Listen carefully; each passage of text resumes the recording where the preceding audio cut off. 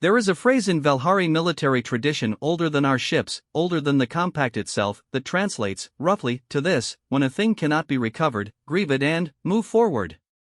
We are, as a species, extraordinarily efficient grievers. We do not linger. We do not bargain with probability. When the Strategic Loss Assessment Board marks a name unrecoverable, the flag is filed, the family is notified, and the war continues. Grief is a resource with a budget. Princess Sarah Valathorin of the Third Dominion had been marked unrecoverable for 19 months. Her ship, vaporized in a Keth ambush at the Hallow Corridor. Her personal guard, all confirmed dead. Her biological signature, absent from every recovery sweep. Her political weight, the ceasefire she was carrying in a sealed diplomatic cortex implanted behind her left ear, gone with her. The war that followed her disappearance killed 400,000 people. We grieved her efficiently. We moved forward. And then, 19 months later, a human walked out of Keth-held space carrying her. Not rescued her. Not found her. Carrying her unconscious, wrapped in what appeared to be his own jacket, boots, and an improvised sling made from cargo webbing and what our forensics team later identified as the disassembled strap of a Keth rifle. He was bleeding from at least 3 locations, had no ship, no team, no visible weapon, just a look on his face like a man who had somewhere to be and was annoyed the universe kept getting in the way. He didn't ask for credit. He asked for coffee. I was the officer who processed him. I am still, 19 months later, trying to fully explain what I witnessed in that debriefing room. I have filed 4 separate reports. My commanding officer has rejected 3 of them on the grounds that they read more like spiritual literature than military documentation. She is not wrong. But something happened in that room. Something I don't have the right vocabulary for. And, since the Compact's official record will sanitize it into operational language, dry and bloodless and wrong, I'm writing this one down the way it actually was. This is what I saw. The border station at Vethkalos is not a glamorous posting. I say this not as complaint but as context, because when people hear border station they picture something dramatic. Tactical screens, wartime chatter, officers with sharp uniforms making sharp decisions in a sharp, decisive manner. Vethkalos is a prefabricated pressurized module bolted to the underside of an asteroid that smells permanently of the algae protein paste someone spilled in the ventilation system in year 2 and never fully cleaned. It has 37 staff. Our primary function is logging debris fields, monitoring the Hallow Corridor for Keth encroachment, and filing weekly reports that I suspect nobody reads. I am Sub-Commander Torvin Ailish, 3rd Compact Border Authority. I have been at Vethkalos for 2 years, 4 months, and 11 days. I know this because I have been keeping a log, not the official kind, the personal kind, the kind where I record things like day 847, the heating unit in bunk corridor 3 made a sound today like a dying Grethbird and everyone pretended not to hear it because otherwise the sameness of days here will erode whatever cognitive structure I still have. My commanding officer, Senior Commander Preth Vason, handles the boredom differently. She makes tea and stares at the wall. She has been doing this for 6 years. I find it unsettling. She finds my log-keeping unsettling. We have reached a respectful détente on the subject of each other's coping mechanisms. The morning the human arrived, I was documenting that the algae protein smell had migrated to Junction Corridor B. This was entry 891. The external proximity alert sounded at 0340 station time, which is the middle of what passes for our night cycle. I was already awake because I am a poor sleeper and was on my 3rd rotation of rereading a technical manual I don't need just to give my brain something to grip. I heard the alert, noted it, and assumed debris, which accounts for roughly 90% of our proximity flags. I pulled up the sensor feed from my bunk console without sitting up. The object on the screen was not debris. It was a humanoid figure in a partial pressure suit, one of ours, compact issue, but modified badly, supplemented with what the scanner identified as Keth material overlaid on top of compact material in a configuration our system had no classification for drifting at low velocity approximately 200 meters from the station's primary docking port. It was carrying something. I sat up.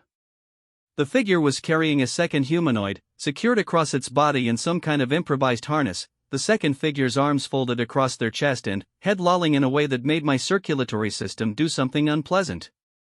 The carrying figure was moving under its own power propulsion pack, short controlled bursts, but the bursts were irregular. Weakening. The figure was running out of fuel or running out of will, and, given the way it was moving, I couldn't determine which. I logged 0342 unidentified contact, 2 bodies, 1 mobile, 1 inert, bearing on primary dock. Then, I woke the commander. Preth Vason answered her calm on the second tone, which means she was already awake. She always seemed to be already awake. I have a private theory that she stopped sleeping sometime in year 3 and simply didn't tell anyone. Sensor flag, I said. Humanoid contact. 2 individuals. One appears incapacitated. A pause. Keth? The profile doesn't match. The suit is partially compact issue. The propulsion signature is. I checked the read again. I don't have a classification match. The computer is generating an error. Another pause, longer. I heard her set down her tea. Bring them in. Full quarantine protocol. I want eyes on them before they breathe our air. It took 20 minutes to guide the figure into our secondary dock, a process complicated by the fact that they didn't respond to hails on any of our standard frequencies, and, for the first 12 minutes we thought they might be dead or delirious, guiding on instinct alone. Then, on minute 13, they responded to a hail on an emergency frequency so outdated our system flagged it as deprecated and generated a tooltip explaining it hadn't been in active use for over 30 years. The response was, I read you. I need a medic, a meal, and, if you have anything resembling coffee, I will owe you a significant personal debt. In that order. The voice was male, and the accent was, I had to run it through 2 filters to confirm human. Terran human. English language subset. I stared at my screen. We have 2 humans on the station. Technical specialist Yura and maintenance officer Dal, both from a colony world, both thoroughly unremarkable, both currently asleep in their bunks. Neither had signed out. Confirmed human contact, I logged, for my own benefit more than anyone else's. Unknown individual. I brought them in. The secondary dock is small. When the outer door sealed and atmosphere equalized and I came through the interior hatch, there was a moment before the lights fully cycled where I could only see them in the blue emergency strips, 2 shapes, one upright, one still. Then, the lights came up. The standing figure was human. Male. What I estimated at 35 to 40 Terran years, though I later learned I was wrong by 6 years in either direction and still don't know which way. He was tall enough that he'd had to duck slightly coming through the hatch, and he was built in the solid, distributed way of someone who spent a lot of time carrying weight over long distances. The pressure suit was, as the scanner had indicated, a compact issue base modified with Keth materials, chest plates, the left arm from elbow to shoulder, the right boot in a way that should not have been structurally coherent but, apparently was. There was a seam at the left hip where he'd stitched the 2 materials together with what appeared to be wire.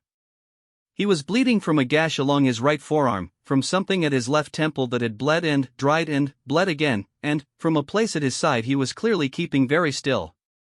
The figure he was carrying was secured across his body in a harness made from cargo webbing and a rifle strap, arms crossed, head supported by a length of material I recognized belatedly as the lining of a compact officer's formal jacket. The formal jacket. The formal jacket worn by ranking members of the Dominion Diplomatic Corps. My eyes moved from the harness to the carried figure's face, which was tilted slightly away, and then the figure shifted and I saw the profile, and the cheekbone structure, and the specific geometric tattoo at the base of the throat that I had seen in exactly one other context, the memorial portrait. Broadcast on every compact channel at the announcement of her designation as unrecoverable. I stopped moving. The human looked at me. He had dark eyes, the kind that seemed to be doing a lot of work regardless of what his face was doing, and his face at the moment was doing something that I can only describe as politely exhausted, not afraid, not triumphant, not whatever I would have been in his position. Just a man who had completed a task and was waiting for the next one. Sub-Commander, he said. He read the rank from my collar. She's alive. Hypothermic, sedated, I did that, she was going to get us both killed with noise, and she's been in low nutrition for probably 3 weeks. But, alive. I did not speak. The sedative is Keth origin, I don't know the exact compound. I can write down approximately where I found it and approximately how much I used, and you'll want to get that to a medic faster than I got here. He paused. Which was faster than I expected, honestly.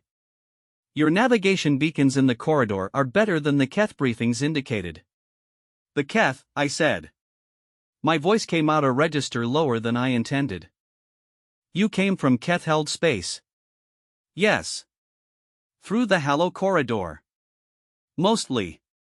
I went around the western edge of the Fenris shelf for the last leg. The corridor has a patrol rotation that's, he moved his head slightly, something between a shake and a considering tilt, predictable. Which is funny, because predictability is the thing I kept waiting to find and not finding elsewhere. He said this the way someone says the weather's been strange lately. An observation. Not a boast. The Hallow Corridor has a casualty rate that our strategic assessment team uses as a threshold metric for determining whether an operation is viable.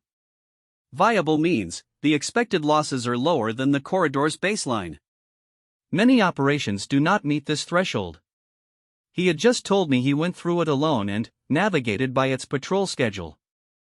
My training kicked in, which is to say I stopped feeling things in order to process them later. Medic, I said into my calmed secondary doc. Now. Then, because I was still processing, you said you want coffee. If you have it. He shifted the weight of the woman he was carrying, and, for the first time I saw the strain in the adjustment, the microsecond where the professional composure cracked and the cost of carrying that weight over whatever distance he'd carried it showed up in his shoulders, his jaw. Then, it was gone. It's not the most important thing. I'd been running on whatever the Keth keep in those gray canisters, and I don't know what it is, but it tastes like industrial solvents, and I would genuinely appreciate something that tastes like a beverage a person chose to drink. I'll find you some, I said. I'm not sure why I said it. It wasn't protocol. There are 12 things I should have said first, and coffee was not among them.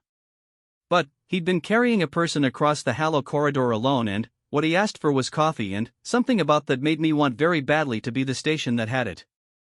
The medic specialist Khan, a Velhari of approximately 60 years who had the bedside manner of particularly unsentimental furniture, arrived, took one look at the carried figure, and made a sound I had never heard from her before in 2 years, 4 months, and 11 days.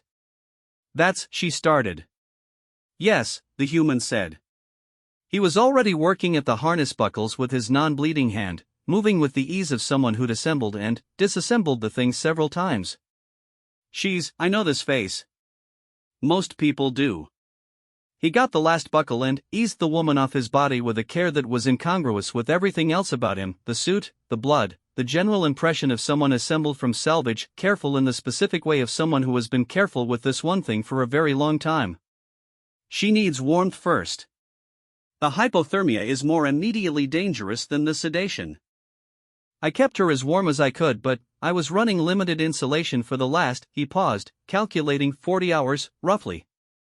Khan was already moving, already issuing orders through her calm, her voice flat and clipped and doing nothing to process the magnitude of what she was touching. I watched her take the princess of the Third Dominion from the arms of a human I had no record of and tell him, without looking up, to sit down before he fell down. He sat. He sat the way a building subsides slowly, not collapsing, just acknowledging that vertical was no longer necessary. I stood in the middle of my secondary dock at Vethkalos, which smelled like algae protein and had 37 personnel and filed reports no one read, and I looked at this man, bleeding, exhausted, wearing a suit that was half Keth material held together with wire, and I thought, who are you? I didn't ask it. I logged it instead, in my personal log, entry 891, which I had started that morning documenting the migration of an unpleasant smell. 0401 Unknown human male. Delivered, one living Sarah Valathorin, Princess of the Third Dominion, marked unrecoverable 19 months prior. No team. No ship. No apparent explanation. Requested coffee. The coffee machine in the officer corridor is broken. I am going to fix it. He drank 3 cups of what I later admitted was technically emergency stimulant-grade instant heated in a filtered container, which is structurally coffee the way a pressure suit is structurally clothing, technically true in ways that matter and false in ways that also matter. He didn't complain. He held the container in both hands like something precious and drank with his eyes half closed and didn't say anything for 4 minutes, which was the longest he'd been silent since arriving. I sat across from him in the secondary dock's single debrief chair, a chair that had been used mostly for cargo manifests and the occasional crew psychological evaluation, and I watched him, and I tried to assemble a picture from the fragments he'd given me. My training says to begin with identifying information. Your name, I said. Kale, he said. Kale Morrow. No rank current, I resigned my commission 9 months ago. He said this without visible emotion, which is to say it was the kind of statement a person makes when the emotion attached to it has been handled somewhere private and not recently reopened. Resigned. I made a note. You were compact military. Terran Special Operations, attached to Compact Joint Command. For about 7 years. He looked at the container in his hands. Then, I wasn't. What were you doing in Keth-held space? A pause. Looking for her, he said. I looked at him. He looked at the container. You were on your own? Yes. For how long? He thought about this. Not calculating, I realized. Remembering. I went in about 6 weeks after she was declared unrecoverable. He said the word the way someone says a bureaucratic term they find personally insulting, with the specific flatness of disagreement suppressed into neutrality. So, approximately 17 months. I wrote nothing in my official log for 11 seconds. I know this because I replay that moment, still, and count the seconds I sat there not writing. You were in Keth-held space, I said carefully, for 17 months. Give or take. Alone. Mostly. He made a small motion with one hand, not dismissive, just modulating. I had local contacts periodically. People who well. People. He did not explain what kind of people. I did not press. The Compact's intelligence apparatus would press later, with significantly more resources and significantly less coffee. I looked at the sealed door of the medical bay across the dock, behind which Khan was working on a woman who had been dead for a year and a half. Why? I asked. It came out quieter than I intended. He looked up. He met my eyes, and I watched him assess the question, not whether to answer, I realized, but which version of the answer to give, because there were several and they were layered in ways I wasn't sure I had clearance for. Because, he said finally, she was the ceasefire. He said it the way you'd say because the hull was breached or because the reactor was going critical. A fact that explained a decision. A calculation. But, his hands were still wrapped around that container. She was the ceasefire, I repeated. The agreement she was carrying. The diplomatic cortex implant. It was the framework for ending the Eastern Theater. 60% of active casualties in the last 18 months have been in that theater. He turned the container slightly. A small rotation. A habit. Someone had to go get it. I wanted to ask, why you? Why alone? Why not with a team and a sanctioned operation and the full weight of the Compact behind the effort? I had access to that answer.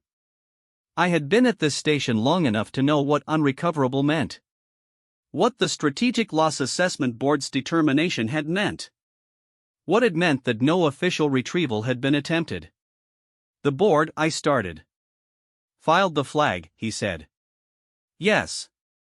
And you disagreed with their math. He said it so simply. Disagreed with their math. Like arguing about a cargo weight estimate. Like the 17 months in enemy territory was just him presenting a counter-analysis. I looked at this man, this bleeding, wire-stitched, gray canister-fueled, resigned commission, solo infiltration man, sitting in my debrief chair at 0430 station time drinking emergency instant coffee from a filtered container, and, I thought, I have filed 347 cargo manifests at this station. I have logged the migration path of an algae protein smell. I have never once, in 2 years and 4 months, had a single thing happen here that I would remember. I picked up my personal log. Entry 891 continued. He said he disagreed with their math. I believe him. I don't know what to do with that yet. I'm going to find out what's in the gray canisters. The commander arrived at 0512, her tea in her hand, her face doing nothing interpretable. She looked at the human. She looked at the sealed medical bay door. She looked at me. Report, she said. Human male, I said. Cale Morrow, formerly Terran Special Operations, currently no affiliation. Arrived at 0342 carrying 1 living cerevalothorin, condition hypothermic and sedated but stable. Self-transported from Ketheld space, no ship, solo operation.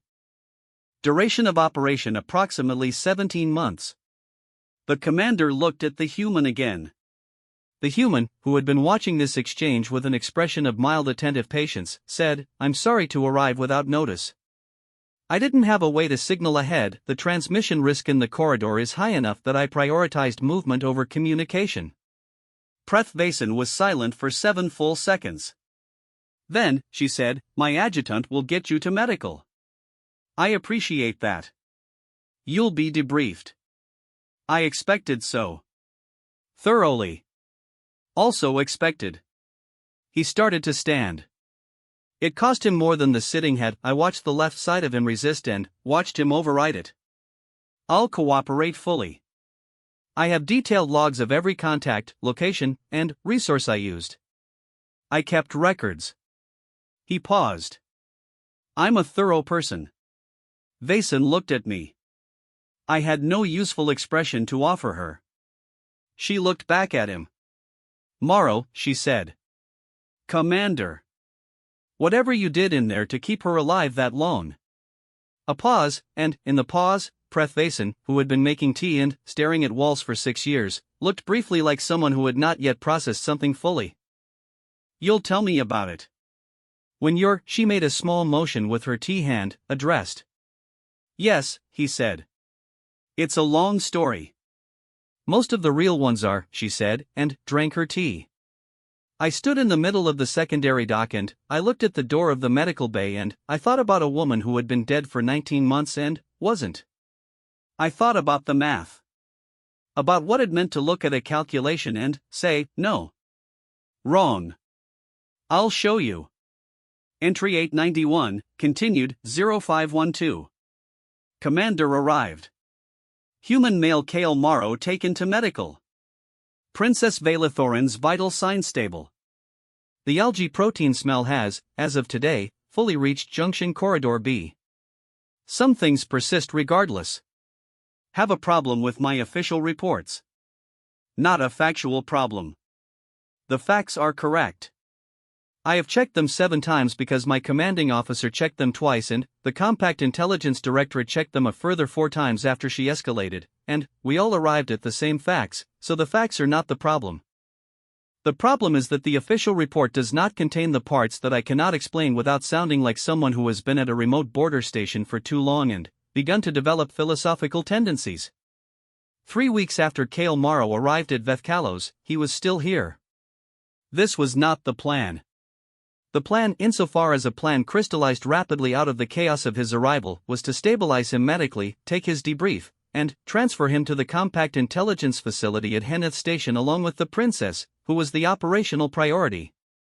Everything else was secondary. Everything else could be processed elsewhere by personnel with more clearance and better coffee and office chairs that didn't list to the left. The princess was transferred on day 4, stabilized and conscious and still sedated enough that the medics had agreed she should be moved by medship rather than anything faster. The diplomatic cortex implant was intact. I watched the medship leave from the observation bay and then went to file the most significant document of my career, which was a 1-paragraph addendum to a standard arrival log that said, in essence, she was here. She is now not here. She is alive. Cale Morrow could not be transferred on day 4. He had 2 broken ribs, stress fractures, the kind accumulated over time rather than from a single impact, a shoulder that had been dislocated and reset without proper equipment at some point in the past 6 months, an infection in the side wound that Khan addressed with language I had not previously heard from her, and a course of treatment that she described to me afterward as aggressive, with a particular emphasis that suggested she'd had to argue the treatment down from something worse. He had also, upon finally submitting to a full medical scan, revealed a healed fracture in his left leg that had knit imperfectly because it hadn't been immobilized properly when it happened. How long ago? Khan asked him about the leg. The break? About 8 months. When did you stop walking with a compensation gait? He thought about it. I didn't notice when. Khan's expression at this information was the same expression she uses when the station's air recycler outputs a diagnostic error, a look that acknowledges a problem and immediately begins categorizing the scope of the required intervention. "You'll be here 3 weeks minimum," she told him.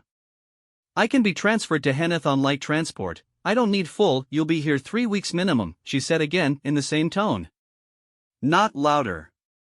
Just immovable. He was there 3 weeks. I should explain why I kept going to medical. Official reason: I was the receiving officer. It was my report. I had questions about his debrief testimony that required follow-up. This is all true, and also is the kind of true that is technically complete and practically partial, which is the category of truth I have been thinking about a lot since he arrived. The fuller version is, I kept going because he was the most interesting person within approximately 300 million kilometers, and I am a thorough person working at a station that generates entries about air protein migration patterns, and the combination of those 2 facts was more powerful than my professional dignity. He was also, I noticed on the 3rd visit, keeping his own logs. He wrote them by hand on physical paper, which he had requested from our supply stores, and he wrote in a way that was habitual, not deliberate, not performed the way you do something you've been doing for years. When I came in, he would set the pen down and the paper would go face down on the bed frame, and I respected this because I understood it completely.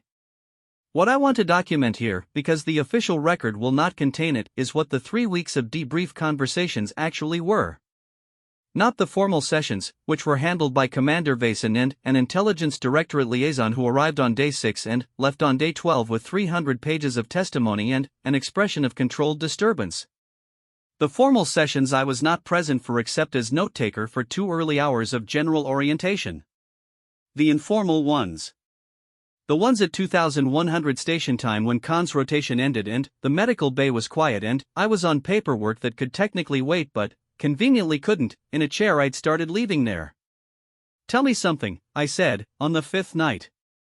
He was looking at the ceiling, which is what he did when he wasn't writing or sleeping. Not vacant, processing. I'd learned the difference. "Something specific," he said. "How did you know she was still alive?" He turned his head. He looked at me with the dark working eyes. "I didn't," he said. "When I went in. I hadn't expected that answer." I'm not sure what I had expected: conviction, certainty, some calculation that justified the 17 months in terms I could log. I waited. "The Keth ambush at the Hallow Corridor," he said. I reviewed the combat record.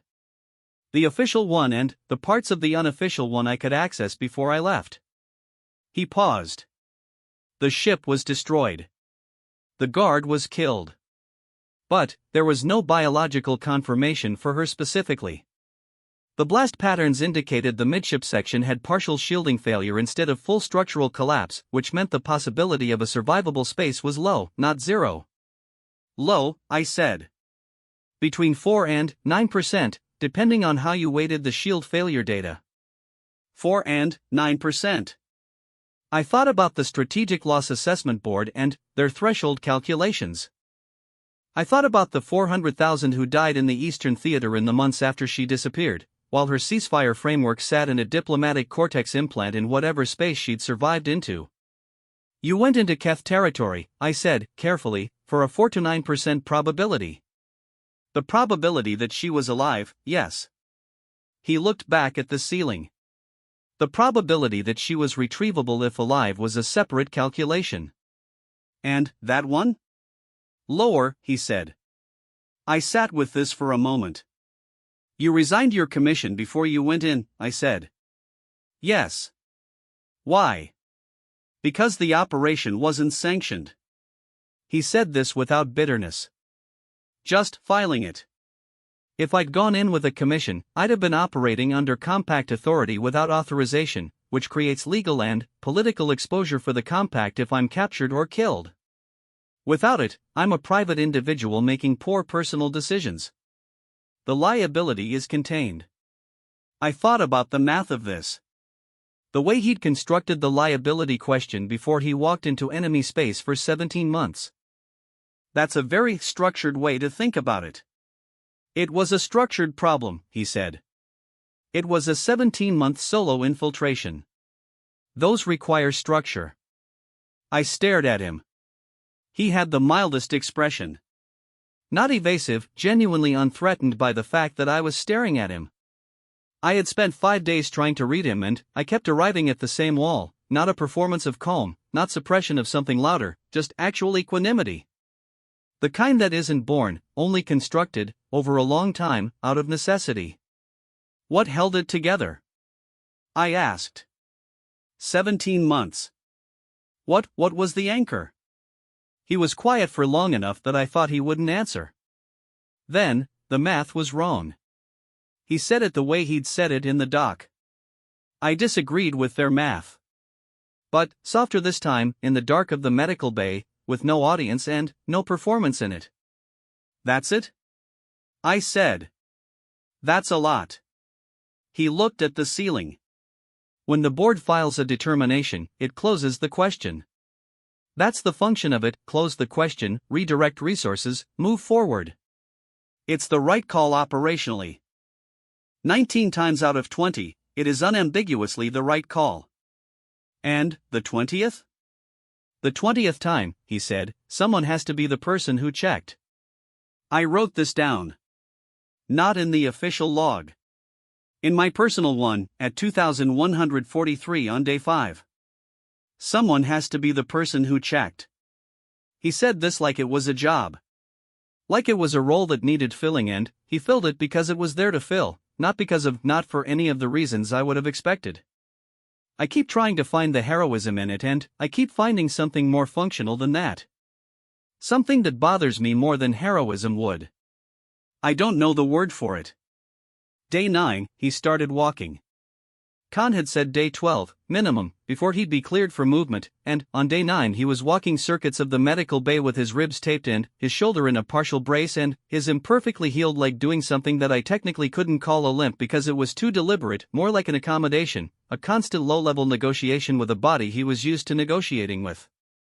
"You're going to tell Khan," he said, on his second circuit, when I came in. "I'm thinking about it," I said. "I need to walk.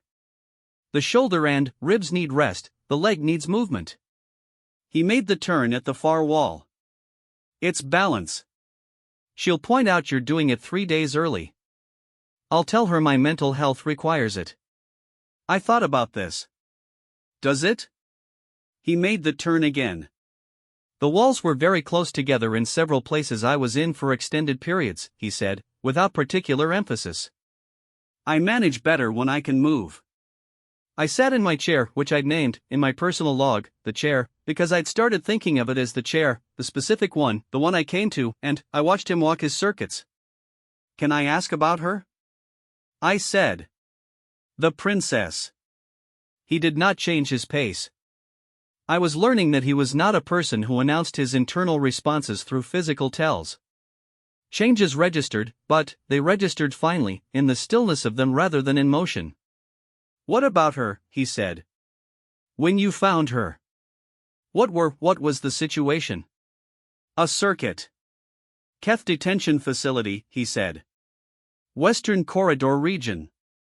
She'd been there for approximately 16 months of the 19. He paused. "She was alive because she was valuable as a political asset. They knew who she was." "And the first 3 months?" "There was a smaller holding location before the facility. I don't have complete information about that period." He made the turn. "She hadn't been treated well. In the facility, they treated her with the specific kind of care that says, "This is a resource we intend to use." His voice stayed level. It's its own kind of damage. She was awake when you found her? Yes. What happened when you? He stopped his circuit. He stood at the far wall and looked at it and then looked at me, and, for the first time in 9 days, I saw something shift behind the equanimity, something that didn't announce itself but was present, abruptly, the way a light being on in a window announces presence in a dark house. She heard me come through the vent access, he said. She was already positioned to attack. She'd made a weapon out of a bed support brace and some cabling. It was a decent construction, honestly, given the materials available. He paused. She was going to use it. She had no way to know I wasn't Kef. I called out in Velhari, gave my name and said I was compact, and she stopped moving, but she didn't lower the weapon. What did she say? She said, "Prove it." I looked at him. So I said, "The compact filed you as unrecoverable about 17 months ago, and I've spent the intervening time disagreeing with that assessment, and right now we have approximately 11 minutes before the next guard rotation, so you can either choose to trust me on a thin basis or we can discuss verification options, but the 11 minutes is a real constraint." I considered this. And? She lowered the weapon, he said. She said, "Fine. 11 minutes. He resumed his circuit. I started, and stopped, and tried again. She wasn't incapacitated. She'd been in there for 16 months and she still had a weapon and she's a practical person, he said. It was not a compliment with softness in it. It was a harder kind of recognition. She managed herself. She kept herself functional. She did what she could do in the space available. He made the turn. When we were moving out, she was limited physically, which was the nutrition deficit and some other effects of the detention, but she was present. Strategically engaged. She helped with the extraction? She was essential to it. He said this without emphasis, and the lack of emphasis made it land more solidly than emphasis would have. I knew the facility's structure. She knew the guards' behavioral patterns. She'd had 16 months to observe them. We combined the information and built a route. I sat very still. She helped plan her own extraction, I said. Collaboratively, yes. I thought about the woman in the memorial portrait, the formal image, the diplomatic bearing, the political symbolism that had been grieved efficiently and moved past. I thought about her in a cell for 16 months, building a weapon out of a bed frame, cataloging guard behaviors, waiting. The sedative, I said. At the end, you sedated her. In the final push through the corridor. He nodded. We had a section where noise discipline was critical and she was operating on physical reserves that were nearly exhausted and pain that she was managing through will alone, and there was a point where will alone wasn't going to be enough to guarantee silence. We agreed on the sedative. Agreed. Yes. He glanced at me. She made the call.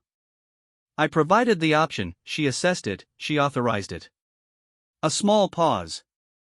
She also specified the dosage and timing parameters. She'd been doing her own calculations about the compound based on what she'd observed in the facility. I had no words for approximately 12 seconds. She's exceptional, I said finally, because it was the only word that fit inside 12 seconds. Yes, he said simply. It was not a lovesick yes. It was not a complicated yes. It was the same register as everything else, he said, observed, accurate, unflinching.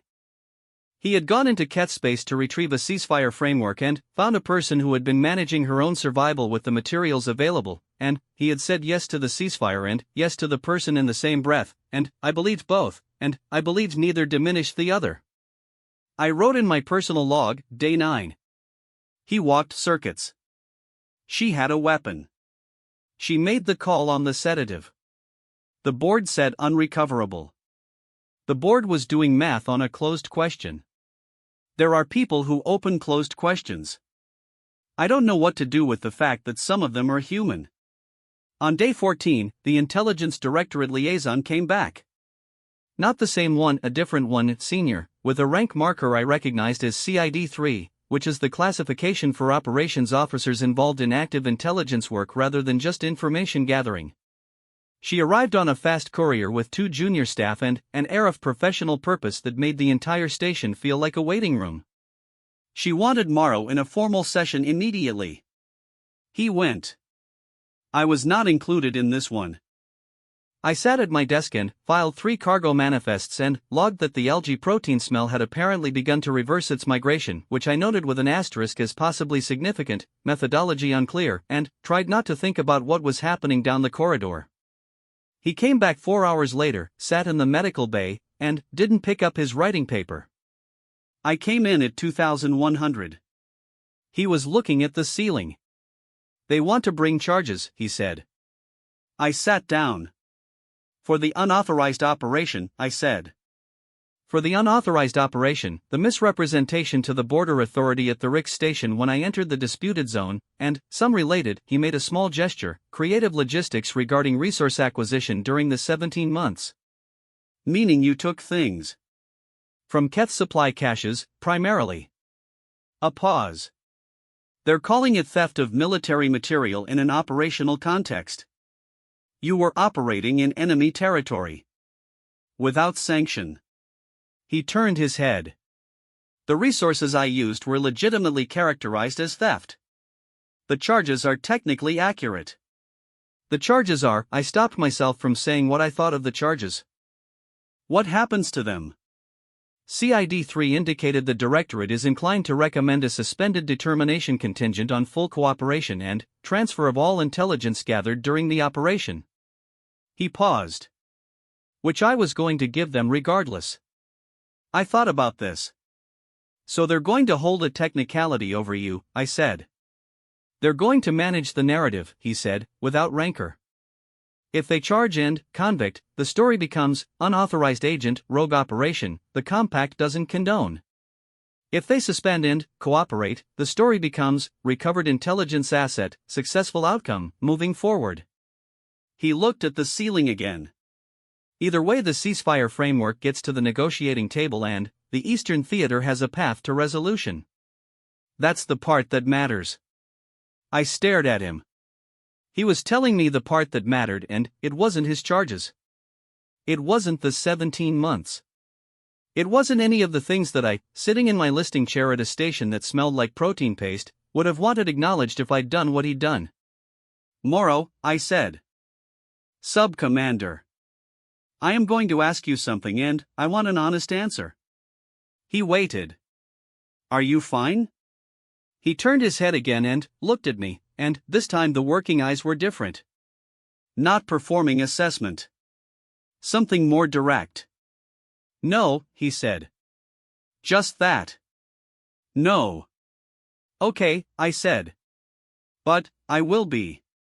He said it with the same quality as everything else, calibrated, precise, the statement of someone who had thought about it and arrived at a reasonable projection. I've been not fine before. The architecture is familiar. The architecture, I repeated. When it happens, you build structure around it and the structure holds until the not fine resolves. Routine. Task. Obligation. He glanced at the ceiling. Writing. I thought about his personal log going face down when I came in. I keep one too, I said. A personal log. He looked at me. It has the algae protein migration in it, I said. And your arrival. And several other things my commanding officer would describe as spiritual literature. Something moved in his face. Not a smile exactly, more like the possibility of one, tried briefly and then sat down. What do you do with them? He asked. The entries. I don't know yet, I said.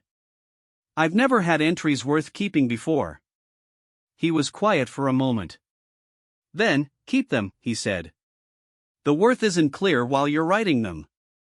I thought about this all the way back to my bunk. I thought about it while I opened my personal log and wrote, Day 14. Directorate wants to manage the narrative. He said the part that matters. He said no. He said, the architecture is familiar. He told me to keep the log. I don't know what that means about him, and I don't know what it means about me. But I will be keeping it. On day 20, Sarah Valathorin sent a message. Not to the station. To him specifically, to the COM address he'd given as his contact, which was a general compact public relay address that suggested he had no permanent location. The message came through official Dominion diplomatic channels, which meant it was authenticated and logged in. Copies went to approximately 17 departments before it reached him. Khan handed him the printed message with the expression of someone delivering a very small grenade. I was not in the room. I know what it said because he told me, on day 21, at 2100, in the medical bay, in the specific way of someone reporting on something they're still processing. The message said, in full, Morrow. They tell me you're still at Vefkalos. Stop being stubborn about your leg and go where they send you. I owe you a conversation that I intend to have once I've finished the 17 things being put in front of me that are apparently more urgent. Don't make yourself hard to find. SVAO. He read this to me without expression. Then, he said, she knows about the leg. She knows you're at a border station, I said. She has access to your medical transfer status. She called me stubborn. You walked circuits 4 days early. He was quiet. She said she owes you a conversation, I said. She doesn't owe me anything, he said, not dismissively, but, as a matter of stated fact, the same way he filed everything. The operation had a goal. The goal was accomplished. I looked at him in his bed in the medical bay at Vefkalos, which was nobody's destination, which was a station people passed through or were assigned to by the calculus of institutional need, which would still smell like algae protein when he was gone. Morrow, I said. Sub-Commander. I think you should write back. He looked at me. I think, I said, carefully, that you spent 17 months treating this as a structural problem to be solved and, you solved it and, the solution is alive and, communicating and, has a precise and, somewhat autocratic written style, and, I think that is not the entirety of what is true about this situation. He was very still. I'm a thorough person, I said. You mentioned. I notice things. He said nothing. The way you set down the paper when I come in, I said. The way you held the container when you first drank the coffee. The way you said she's exceptional. The way I stopped. The architecture, I said. You told me structure holds the knot fine until it resolves. But, it also holds other things that need to stop being held. He looked at me for a long time. Then, he picked up his pen. He turned the paper over. I left him to it. He was transferred on day 23. Intelligence courier, efficient and fast, bound for Henneth Station where the full debrief would continue and, the Directorate would manage its narrative and, the ceasefire framework would travel through whatever channels brought it to a negotiating table. He said goodbye in the dock. Khan was there, and 2 other staff who had found reasons to be in the dock at the transfer time, and Commander Vason, who had her tea. He thanked each of us. Not formally. Specifically, he thanked Khan by name and referenced a specific intervention on the 3rd day, and thanked one of the staff by name for having located a replacement heating element for the bunk corridor unit, which had been bothering me for weeks and, apparently him as well, and he thanked the commander for the 3 weeks and she said something I couldn't hear that made the corner of his mouth do the thing it did. Then, he looked at me. You'll keep the log, he said. I'll keep the log, I said. The spatial data from the corridor, he said. I filed it with my testimony. But, there are details the formal record won't, he stopped. If anyone ever needs to go in again. The information is worth having. I know, I said. I'll make sure it's accessible. He nodded. He picked up his bag, small, one bag, which seemed like an absurd amount of material for a person who'd spent 17 months in enemy territory and, also like an accurate representation of a person who traveled functionally. He started for the courier hatch. Morrow, I said. He stopped. I didn't know what I was going to say. I'd been turning it over for 3 days and I still didn't know how to compact it into a sentence that was both precise and true. The math was wrong, I said finally. You were right. He stood with his back to me for a moment. This time, he said. And he went through the hatch. Entry 914, personal log, Torvin Ailish, subcommander, Vethkalos border station, he's gone. Khan has already reassigned the bed. The chair is still there, because it wasn't a medical chair, it was just a chair I put there, and moving it back seems like a form of erasure I'm not prepared for yet. The heating element in bunk corridor 3 was replaced on day 19.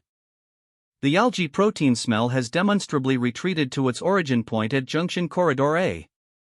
Both of these things happened because he was here long enough for certain information to be exchanged. Small corrections.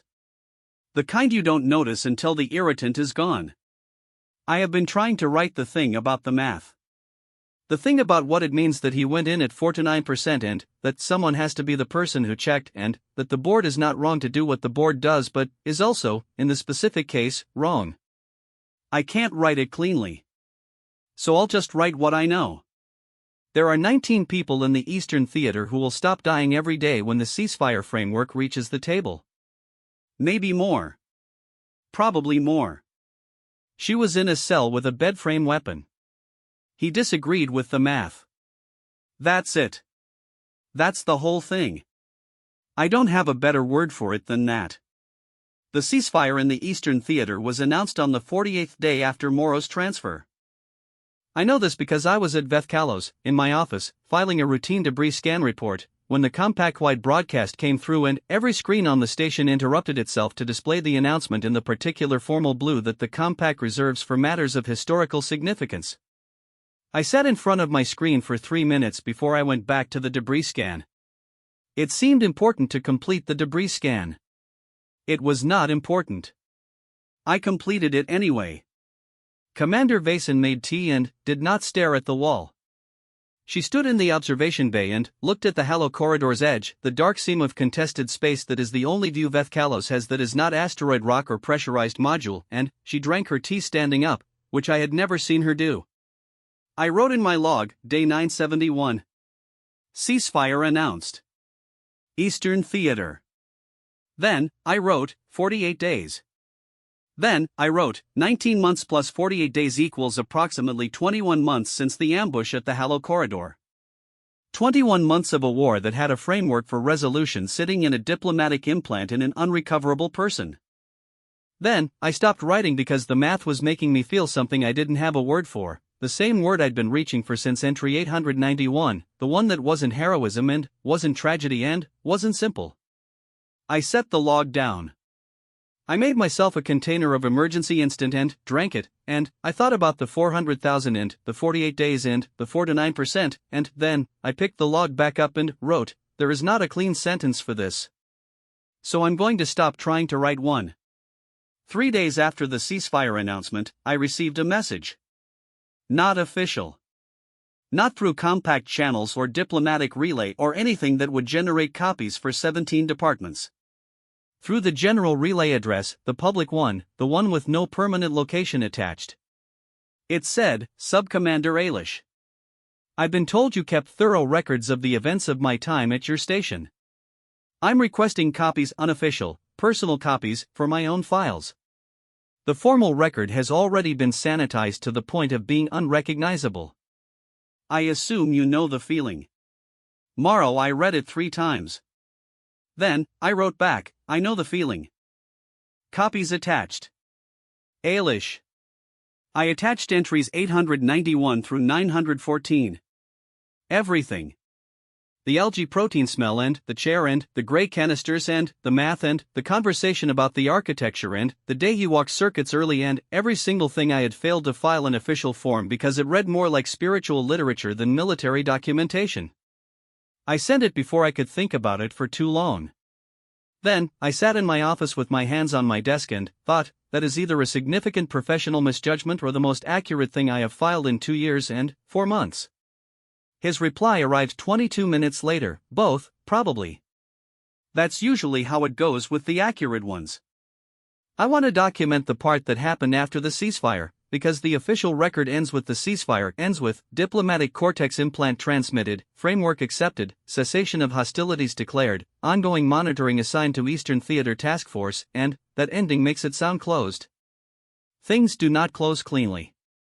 I have been at this station long enough to know that things do not close cleanly.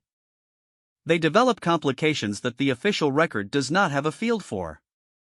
The complication in this case took the form of a second message, 6 days after the first, through the general relay, with a different sender address.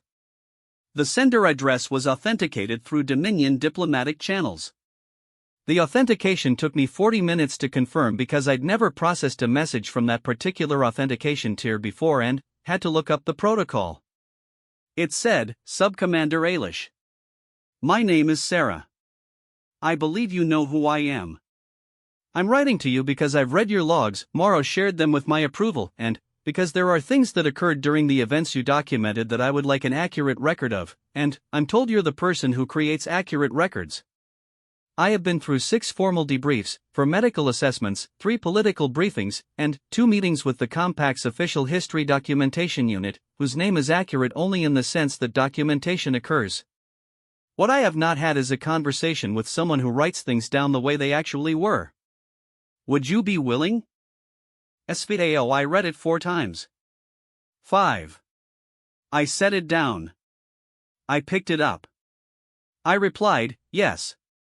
The first conversation happened via Comlink, 12 days after the ceasefire. She was at the Dominion Capitol by then, in what I gathered from her word choices and background sounds was some kind of formal reception suite, which meant she was having this conversation in between obligations that were themselves large and demanding. She talked the way I had begun to expect from her written voice, precise, slightly compressed, inclined to deliver significant information without telegraphing its weight. She had Morrow's quality of not announcing emotional content, but, where his came from construction, hers felt more like selection. She had a wider range and was choosing her words from it with care. I want to tell you about the vent access, she said, early in the first conversation. The vent access to the detention facility, I said. Yes. A pause. The official record says Morrow accessed the facility through the maintenance conduit system using intelligence gathered during the operation. That's accurate as far as it goes. Another pause. What it doesn't say is that I mapped the conduit system. I made a note. In the facility. During the 16 months. She said this with a particular evenness. I had limited materials and limited opportunity, but I had time.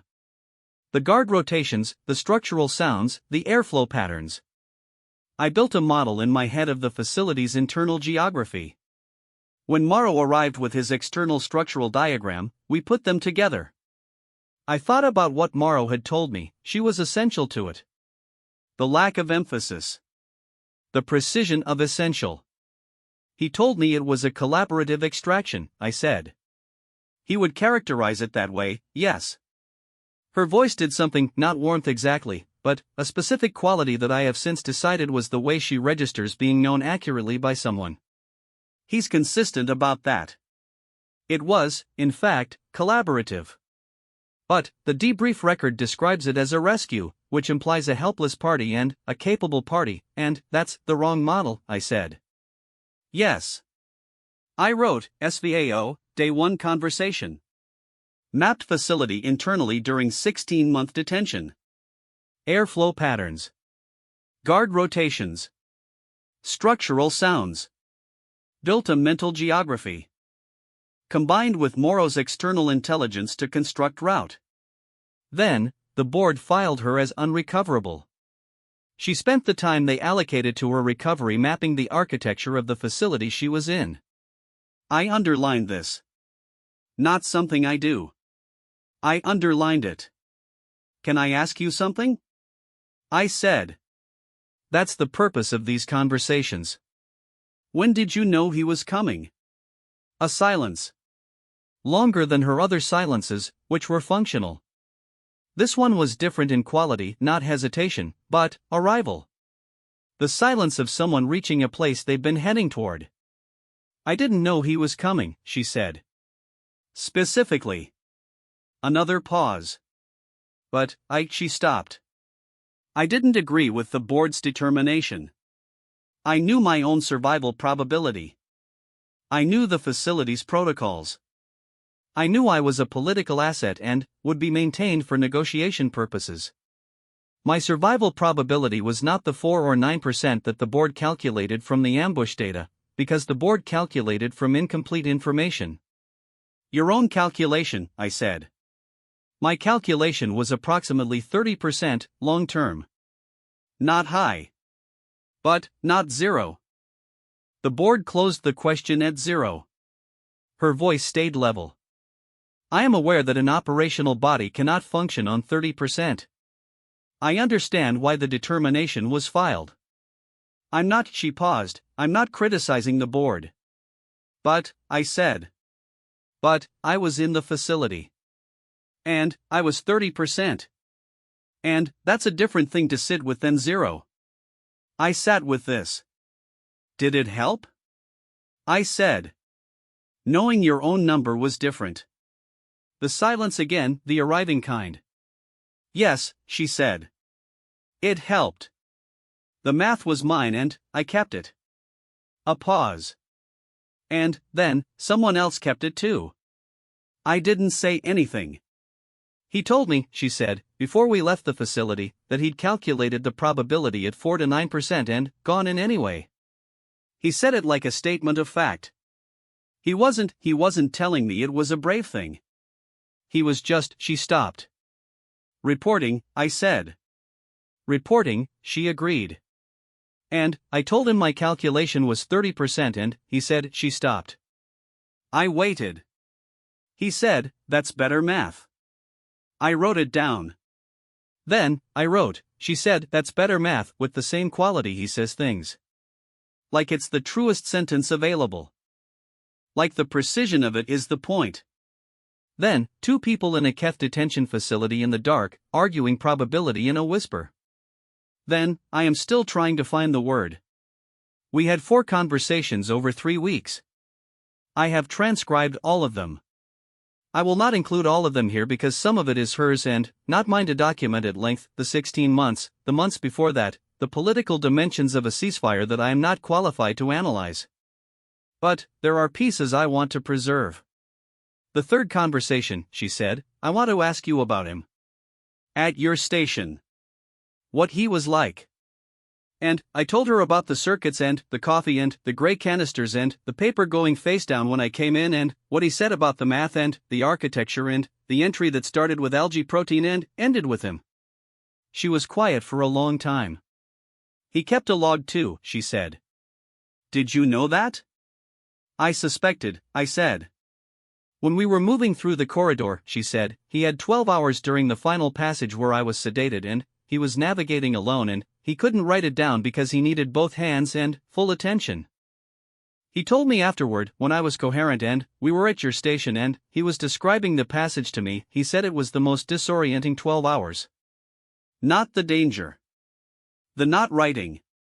I thought about this. He said it was how he knew what was real, she said. Writing it down. If he wrote it, it had happened. If it had happened, there was a record.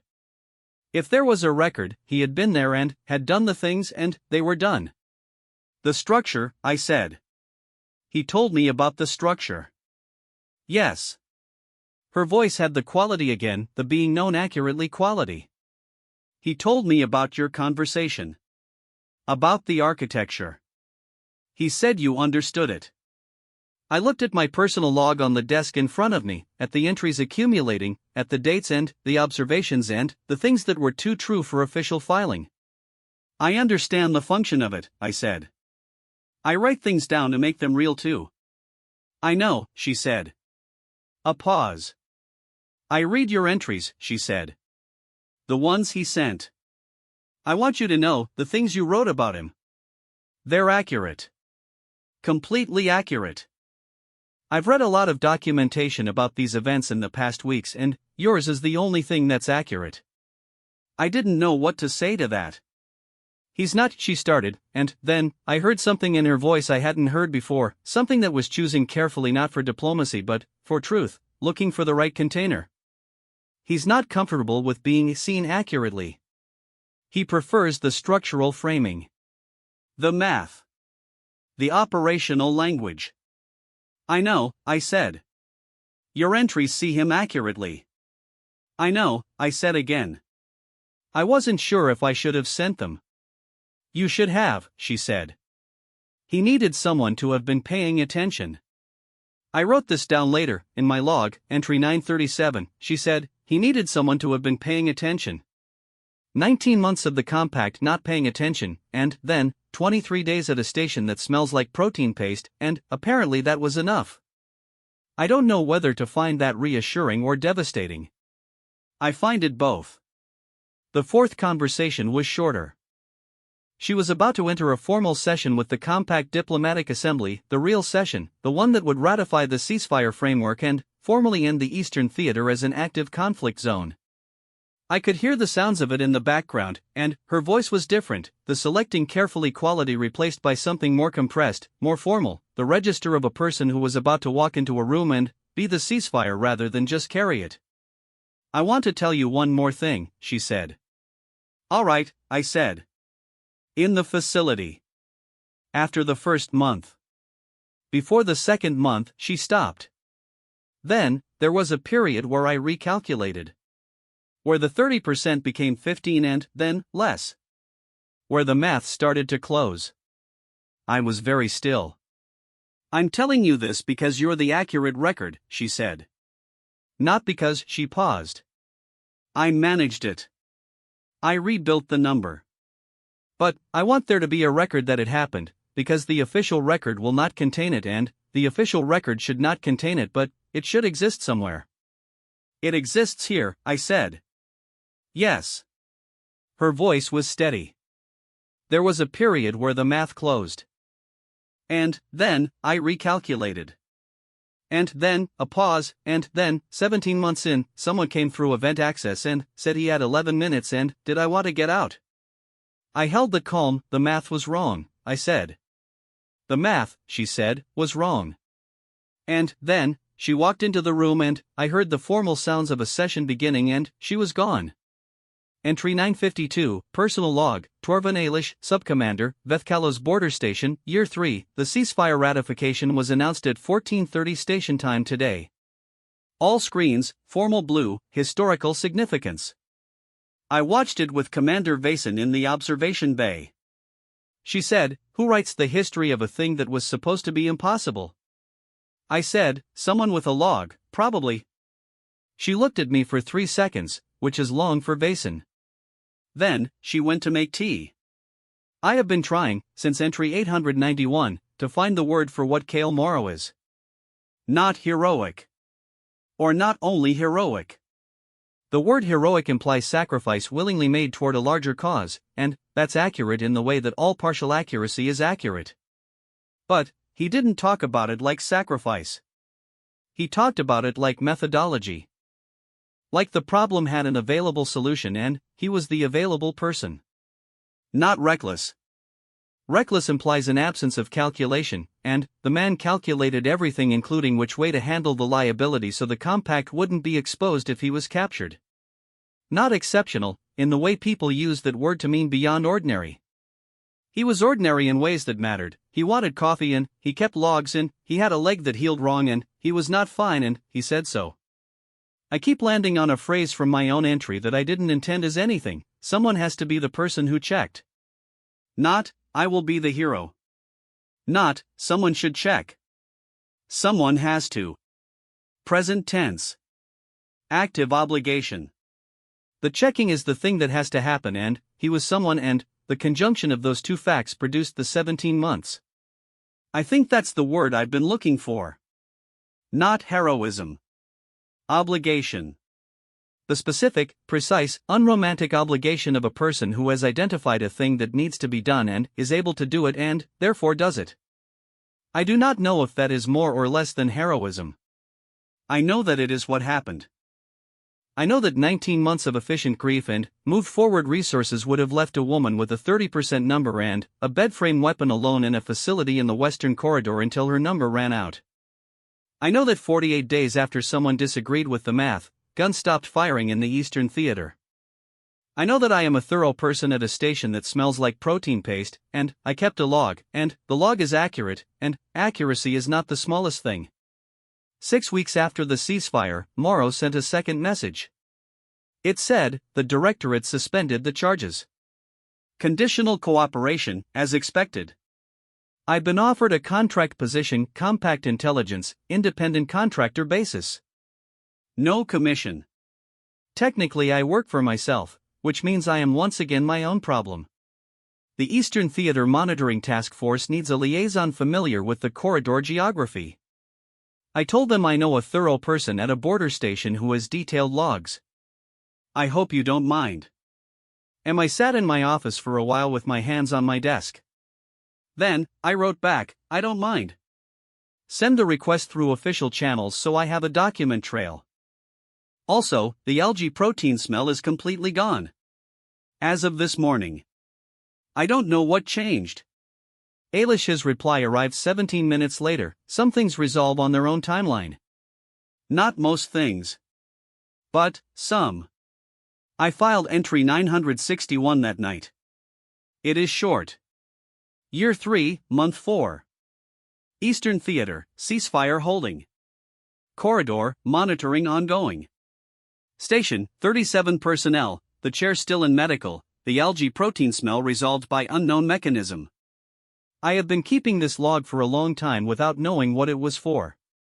I think it was for this, to be the accurate record of a thing that happened at a station no one was watching. A woman kept 30% and a bedframe weapon. A man disagreed with the math. Someone had to be the person who checked. It is a small story. People are alive because of it. I can't write a cleaner ending than that. So I won't.